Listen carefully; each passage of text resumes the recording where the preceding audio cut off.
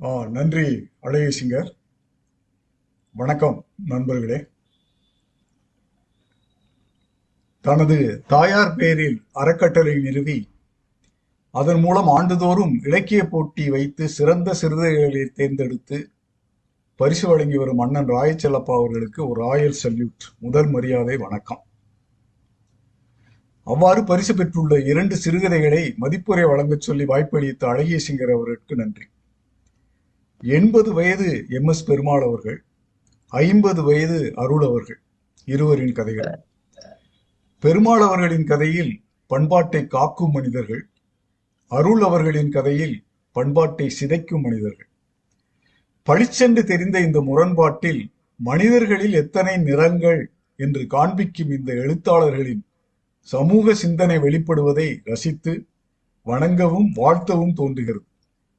இப்போது ஒவ்வொரு கதையாக எடுத்துக்கொள்ளலாம். முதலில் நாம் அனைவரும் அறிந்த பொதிகை தொலைக்காட்சி முன்னாள் இயக்குனர், பன்முக படைப்பாளர் MS பெருமாள் அவர்களின் தாலி தானம் சிறுகதை. தாய் மகளுக்கு கட்டிய தாலி என்ற திரைப்பட தலைப்பு உடனே ஞாபகம் வந்தது. இந்த கதையிலே ஒரு பாட்டியின் தாலி அவளின் பேத்திக்கு தாலியாக அமைகிறது. அந்த முடிவை நோக்கி நகரும் கதையிலே நம் கண்முன் 3 தலைமுறை மனிதர்கள் வாழ்கிறார்கள். அவர்களின் பாசமும் தெரிகிறது, வேஷமும் தெரிகிறது. முதலில் கதையின் மூச்சை சொல்லிவிட்டு பிறகு நான் ரசித்த எழுத்தின் வீச்சை விவரிக்கிறேன்.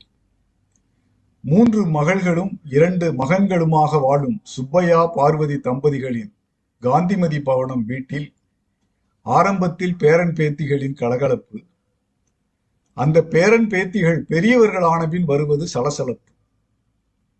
உறவு முறைக்குள் மணமுடிக்க வேண்டி முட்டி மோதும் சகோதரிகளுக்கு இடமளிக்காது பேத்தி விருப்பப்படி வேற்று மத துணைவனோடு அவளை சேர்த்து வைக்கிறார் தாத்தா. அந்த மணநாள் அன்று உதவி செய்வது போல் நடித்து திருமணத்தை உருக்குலைக்க பார்க்கும் முறைப்பையன் பேரனின் சதிச் செயல்களை முறியடித்து அதற்கு தாலி தானம் செய்து உதவிய மனைவியோடு சேர்ந்து காந்திமதி அம்மனுக்கு நன்றி சொல்லி முடிகிறது கதை. இது கதையின் மூச்சு. இனி எழுத்தின் வீச்சு. கதாபாத்திரங்களின் குணநலன்களை அவர்களின் பேச்சுக்கள் மூலம் வெளிப்படுத்தும் ஆசிரியரின் பாணி மிகவும் மனம் கவர்ந்தது.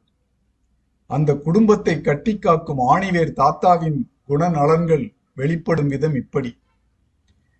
அண்ணன் பெண்ணை தங்கள் மகன்களுக்கு மணமுடிக்க அவரின் மகள்கள் அந்த 2 சகோதரிகளும் மோதிக்கொள்ளும் போது, ஏட்டி, உங்களுக்குள்ள பேசி முடிவெடுக்க வேண்டிய விஷயமா இது, வாழப்போறவ தானே, அது தீர்மானிக்கணும் என்று அதட்டி அடக்குவதிலாகட்டும், சாதி மத பற்று கொண்டு கோபித்து மணவீட்டிலிருந்து கிளம்ப பார்க்கும் உறவினர் ஒருவரிடம் பேத்தி ஆசைப்பட்ட மாதிரி அவர் சிநேகிதன் ஜான் மனோகரனே நிச்சயம் பண்ணிட்டோம், அந்த மாப்பிள்ள ஆசைப்பட்ட மாதிரி நம்ம பக்கத்து வழமைப்படி தமிழ் முறை திருமணம் நடத்துவோம், நீங்க இருந்து பிள்ளைகளை ஆசீர்வாதம் பண்ணிட்டு பந்தியில உட்கார்ந்து சாப்பிட்டுட்டு போனா தானே எங்களுக்கும் கௌரவமா இருக்கும் என்று அழுத்தமாகவும் உரிமையுடனும் பேசி அந்த உறவினரை நகர முடியாமல் நங்கூரம் போடுவதிலாகட்டும், அவளை மணமுடிக்க முடியாத ஆத்திரத்தில் மணமண்டபம் வந்திருக்கும் தன் பேரன் ஒருவனின் குணம் அறிந்து நெல்லையப்பன் வந்த நோக்கம் சரியில்லையோன்னு தோணுது, பொண்ணு வீட்டாளா ஓடியாடி உபச்சாரம் பண்ணுதாப்புல பாவலா காட்டுறான்,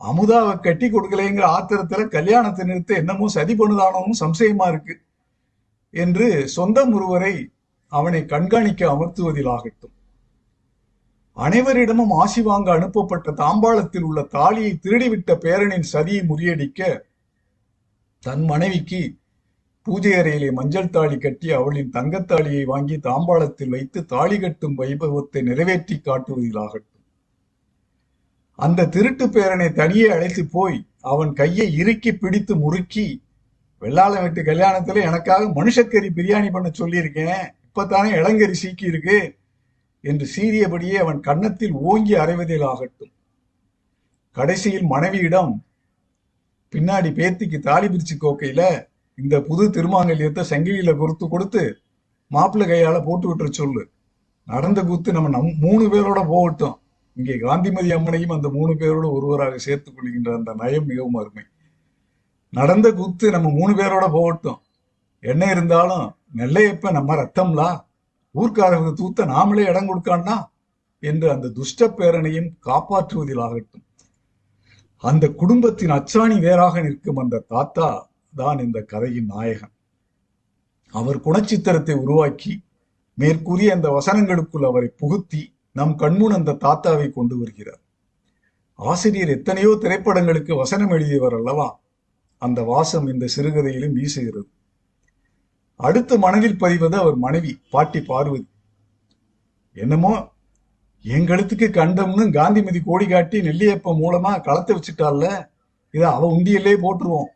நான் கண்ணை மூடுத காலம் வரைக்கும் மஞ்சக்கயிறே நிலைக்கட்டும், குங்குமம் வச்சு விடுங்க ஐயா என்று நெகிழ்ச்சியுடன் கூறி கணவரின் பாதங்களில் விழுந்து வணங்கினால் பழுத்த சுமங்கலி பார்வதி ஆட்சி என்று கதையை முடிக்கும் பொழுது நாம் பழைய தலைமுறை பாட்டி ஒருத்தி நம் கண்முன்னே தோன்றுகிறார். இது தவிர மகன்கள், மகள்கள் இவர்களின் உரையாடல்கள், உரசல்கள் மூலம் அந்த கதாபாத்திரங்கள் இந்த காலத்துக்கு ஏற்றபடி வெளிப்படுத்தும் எண்ணங்களும் வார்த்தைகளும் அவர்களையும் நம் கண்முன் கொண்டு வருகின்றன. இன்றைய காலத்தில் நடக்கின்ற பல நிகழ்வுகளையும் பேச்சுக்களையும் கதைக்குள் இணைத்து அந்த குடும்பத்தோடு நம்மையும் உலாவி விட்டு இறுதியிலே கல்யாணம் நல்லபடியாக முடிந்த திருப்தியை நம் மனதில் விதைக்கும் ஐயா எம்.எஸ். பெருமாள் அவர்கள் திரைக்கதை எழுதி இயக்கிய ஒரு திரைப்படத்தை நாம் பார்த்த திருப்தியை உண்டாக்குகிறார். அவருக்கு நன்றியும் வணக்கமும். அடுத்து சேது அவர்கள் எழுதிய சுழியம் சிறுகதை. நண்பர் சேது அவர்களும் நானும் வெங்கடேசன் சார் அவர்கள் எழுதிய வேள்பாரி நாவல் ரசிகர்கள் ஆரம்பித்த பாரியின் பாணர்கள் குழு உறுப்பினர்கள், நண்பர்கள். அவரது கதைக்கு பரிசு கொடுத்ததற்கு செல்லப்பா சார் அவர்களுக்கு நன்றியும் வணக்கமும். சுழியம் என்றால் ஒன்றுமில்லாத தன்மையை குறிக்கும் பூஜ்யம்.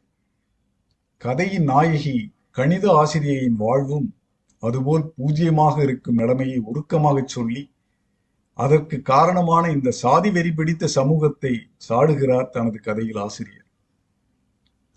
இளவயதில் அவள் காதலித்த வாலிபன் வேறு சாதி என்பதால் இவள் கண்முன்னே அவனை கொடூரமாக கொன்ற தந்தை, சகோதரர்களை தொடர்ந்து இப்போது 40 வயதிற்கு மேல் அவள் மேல் காதல் கொள்ளும் இன்னொரு ஆசிரியரிடமிருந்து பிரிப்பதற்காக மற்றும் ஒரு தற்கொலை நாடகத்தை அவர்கள் மனவாழ்வு ஆரம்பிக்க இருக்கும் நாள் என்று அதே பள்ளியில் அரங்கேற்றும் சாதி வெறி பிடித்த சமுதாயத்தை மறுபடியும் காட்டி வருடங்கள் ஓடினாலும் அந்த வன்மங்கள் மாறவில்லை என்பதை உணர்ச்சிகரமாக காண்பித்து அந்த பூஜ்யத்தோடு ஒன்று சேருமா, அந்த பூஜ்ய மதிப்பு பெறுமா என்ற கேள்வியை ஓரத்தில் நிற்கும் அந்த நாயகனிடமும் நம்மிடமும் விட்டு விடுகிறார் ஆசிரியர். நண்பர் ஒரு கவிஞரும் கூட என்பதால் கதை முழுக்க கவிதை நயம் நிரம்பிய வரிகள். அவற்றில் ஒரு சில இங்கே. மழை பெய்யும் அந்த இரவின் வர்ணனைகள் பல அவள் வாழ்வோடு தொடர்பு படுத்தும் விதத்தில் இப்படி எழுதுகிறார். தூரத்தில் கேட்கும் இடியோசை நிலத்தின் ஆழத்தில் இருந்து எழும் ஒரு முதிர்ந்த மனிதனின் முனகளைப் போல் மெலிதாக கேட்டது. புதிய வாழ்க்கை தொடங்க துடிக்கும் நாயகியின் மனதின் முனகளோடு தொடர்பு படுத்தி பார்க்க முடிந்தது நம்மால். வரப்போகும் மழையின் வாசனை காற்றில் ஈரமாகவும் கனமாகவும் படிந்திருந்தது. அது ஒரு சாதாரண மழை அல்ல, நிலத்தின் தழும்புகளை தழுவ துடிக்கும் ஒரு பெருமழை. அவள் மனதின் சோகத் தழும்புகளை துடைத்து எறியுமா இனி வரும் நிகழ்வுகள் என்ற ஆர்வத்தை நம் மனதில் எழுப்புகிறார் ஆசிரியர். காலையில் எழுந்தபோது வானம் ஒரு அழுக்கு துணியைப் போல தெளிவில்லாமல் இருந்தது என்ற வரிகளை படிக்கும் பொழுது ஏதோ சரியில்லை என்ற எண்ணத்தை நம் மனதில் எழுப்புகிறார் ஆசிரியர். இப்படி மழையை மட்டுமா அவள் வாழ்க்கையோடு, அதை மட்டும் அவர் வாழ்க்கையோடு இணைக்கவில்லை. அவள் கணித ஆசிரியை என்பதால் கணிதமும் இந்த கதையில் ஒரு உருவக விளையாட்டு ஆடுகிறது. அந்த ஆட்டம் இப்படி ஆசிரியர் எழுத்து. பாடம் முடிந்து அவள் பள்ளியிலே கரும்பலகையிலே கணித எண்களை அழித்துக் கொண்டு இருக்கிறார். காட்சிகள் விரிகின்றன நம் முன்பு அவர் வார்த்தைகளால். கரும்பலகையில் எண்களை அழிப்பது எளிது, ஆனால் மனதின் அடுக்கில் படிந்துவிட்ட கணிதங்கள் அவ்வளவு சீக்கிரம் அழிவதில்லை. அவை தீராத வழியைப் போல எப்போதும் அடிமனதில் கணக்கிடப்பட்டு கொண்டே இருக்கின்றன. கரும்பலகையில் எஞ்சியிருந்த அடுத்த எண்ணை அழிக்க இளவரசி கையை உயர்த்திய போது அவளது விரல்கள் தன்னிச்சையாக நடுங்கின. விழிகள் சிவந்து கண்ணீர் திரையிட அவளது உதடுகள் காற்றோடு காற்றாக ஒரு பெயரை உச்சரித்தன, முனியா. அடித்து குத்தி கிழித்து அவன் உயிர் பிரியும் தருணத்தில் தீயிட்டு கொளுத்திய போது அவனது மரண ஓலம் அந்த ஊரின் காற்றில் இன்றும் உறைந்து கிடைப்பதாகவே அவள் உணர்கிறாள். அவளது வாழ்வின் கணக்குகள் அனைத்தும் நிலைகுலைந்து போயின. எண்களின் விளைவுகளுக்கு ஏற்ப தன் உடலை வளைத்து கைகளை அசைத்து அவற்றையெல்லாம் அழித்தாள். அது எண்களை அழிப்பது போல தெரியவில்லை. தன் வாழ்வின் கசப்பான பக்கங்களை ஒவ்வொன்றாக துடைத்து எறிவது போல் இருந்தது. கடந்து வந்த கசப்பையும் கொஞ்சமே கொஞ்சம் மிஞ்சி இருக்கும் இனிப்பையும் கொண்டுதான் அவள் கணித சூத்திரங்களை அணுகுகிறாள். கரும்பலகையில் எஞ்சியிருந்த அடுத்த எண்ணெய் அவளது கைகள் அழித்த போது உடல் லேசாக அதிர்ந்தது. கன்னங்களில் ஒரு மெல்லிய சிவப்பு ஏறியது. பூபதி வாத்தியாரின் நினைவு அவளை தீண்டியது. 23 வயதிலே கலைந்து போன கனவு சாம்பலில் இருந்து எழும் பறவையைப் போல மீண்டும் ஏன் இப்போது உயிர் தெழுகிறது, விடை தெரியாத கணித சிக்கலைப் போல. மறுநாள் அந்த வகுப்பறையின் மின்விசிறியில் பிணைக்கப்பட்ட கயிறுகளில் தொங்கிக் கொண்டிருந்தது அதே ஊரைச் சேர்ந்த யாரோ ஒரு காதல் ஜோடி. அதே கௌரவத்தின் எச்சங்கள் இன்றும் அந்த சின்னஞ்சிறு உடல்களில் ரத்தமாக விழுந்து கொண்டிருந்தன. இவளை விரும்பிய பூபதி அமைதியாய் ஒரு ஓரத்தில் நின்றிருந்தார். அந்த பள்ளிக்கூட கரும்பலகையில் நேற்றைய சில கணக்குகள் இன்னும் அழிக்கப்படாமலேயே மிச்சம் இருந்தன. இந்த கணக்குகளின் முடிவில் அவள் பூஜ்யமாக சுழியமாக நின்று கொண்டிருக்கிறாள். ஓரத்தில் நிற்கும் பூபதி வருவாரா? பூஜ்யத்துடன் சேர்ந்து ஒன்றாகி நிற்பாரா? அவர்கள் ஒன்றாவார்களா? அதோ சாதி வெறி ரத்த எச்சிலுடன் காத்துக்கொண்டு நிற்கும் அந்த சமுதாய வெறிநாய்கள் அவர்களை வாழ விடுவார்களா என்ற கேள்வியுடன் முடிகிறது கதை. இப்படி கதை முழுக்க தெரித்து கிடக்கும் கணக்கு உருவகங்களை தொகுத்து படித்தாலே போதும். முழுக்கதையும் ஒரு உருவக நாடகமாக நம் மனக்கண் முன் ஓடுவதை நாம் உணர முடியும். நண்பர் சேதுவின் எழுத்து திறமையினை வியந்து வாழ்த்துகிறேன். வாய்ப்புக்கு நன்றி. வணக்கம். நன்றி நன்றி. அதாவது நாகேந்திர பாரதி எப்போதும் விமர்சனம் பண்ண அதை பொயட்டிக்கா சொல்றாரு. அவர் விமர்சனம் வந்து பொயட்டிக்கா இருக்கு. வாழ்த்துக்கள் அவருக்கு.